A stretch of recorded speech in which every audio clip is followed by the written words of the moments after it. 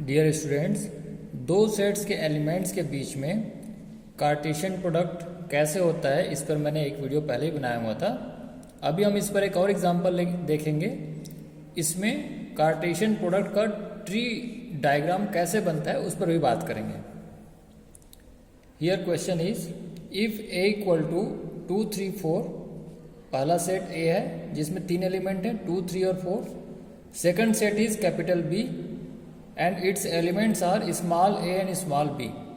पहले सेट में 3 और दूसरे में 2 एलिमेंट है and we have to find out A cross B and represent this product by tree diagram. हमको इन दोनों सेट के बीच में कार्टेशियन प्रोडक्ट क्रॉस प्रोडक्ट निकालना है, ए क्रॉस बी, और उसी कार्टेशियन प्रोडक्ट को ट्री डायग्राम से दिखाना है। तो जैसे हम पहले वीडियो में बताया कि क्रॉस प्रोडक्ट क्या होता है, इस क्रॉस ऑपरेशन के लेफ्ट में जो सेट है उसके सारे एलिमेंट्स का क्रॉस साइन के बाद वाले सेट के एलिमेंट के साथ में ऑर्डर्ड पेयर बनता है। ऑर्डर फिक्स है, क्रॉस के पहले के सेट के एलिमेंट ही पहले आएंगे और बाद वाले सेट के एलिमेंट पेयर में बाद में आएंगे। तो ए क्रॉस बी निकालना है तो हम पेयरिंग करेंगे सेट ए के एलिमेंट का। जैसे हम पहला एलिमेंट 2 ले लेते हैं, इस 2 की पेयरिंग सेट बी के दोनों एलिमेंट ए और बी के साथ करेंगे। पहला पेयर बन जाएगा 2, A, देन 2, B, ये 2 पेयर आ गए। अगेन पहले सेट के एलिमेंट 3 को लेते हैं, इस 3 की पेयरिंग यहाँ के दोनों एलिमेंट ए और बी से करते हैं, तो 3, A और 3, B, ये 2 ऑर्डर पेयर और आ गए। इसके बाद लास्ट एलिमेंट 4 की पेयरिंग ऐसी करेंगे, 4, A और 4, B। तो ये हम जितने ऑर्डर पेयर है उसे हमने पैरेंथेसिस में कामा लगा के लिखा हुआ है, और इन ऑर्डर पेयर के बीच कामा है क्योंकि क्रॉस प्रोडक्ट में जो एलिमेंट आते हैं वो ऑर्डर पेयर है, और इन ऑर्डर पेयर को हम कामा से सेपरेट करते हैं और फाइनली करली ब्रैकेट के अंदर ये सब कुछ होता है। तो हमारा ए क्रॉस बी निकल गया।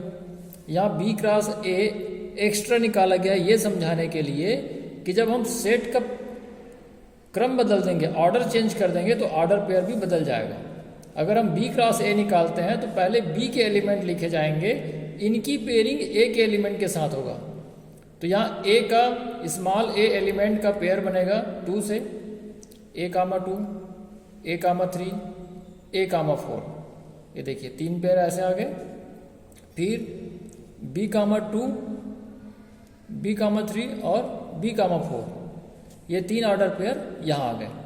तो डेफिनेटली क्रॉस प्रोडक्ट में जो एलिमेंट होते हैं वो ऑर्डर्ड पेयर होते हैं। ऑर्डर के पहले एलिमेंट क्रॉस साइन के पहले वाले सेट के होते हैं और ऑर्डर पेयर के बाद वाले एलिमेंट क्रॉस साइन के बाद वाले सेट के होते हैं। इस तरीके से ऑर्डर पेयर हमें क्रॉस प्रोडक्ट में मिलता है। अब इस सेम चीज़ को जो हमने सेट के फॉर्म में डायरेक्टली लिख दिया है, ग्राफिकली दिखाते हैं, that is called tree diagram. A cross B को अगर हम दें तो ए के तीनों एलिमेंट 2, 3, 4 को हम ए के नीचे लिख देते हैं 2, 3 एंड 4। ए क्रॉस बी के लिए ए के सभी एलिमेंट का बी के सारे एलिमेंट के साथ पेयरिंग होनी है, और सेट बी में 2 ही एलिमेंट है, स्मॉल ए एंड बी।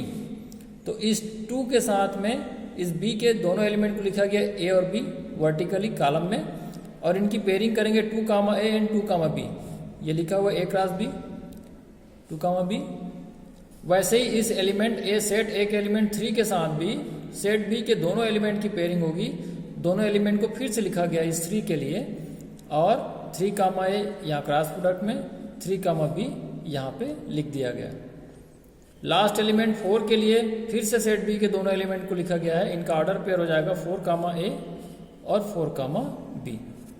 तो ये इतना जो है ट्री डायग्राम है ए क्रॉस बी का।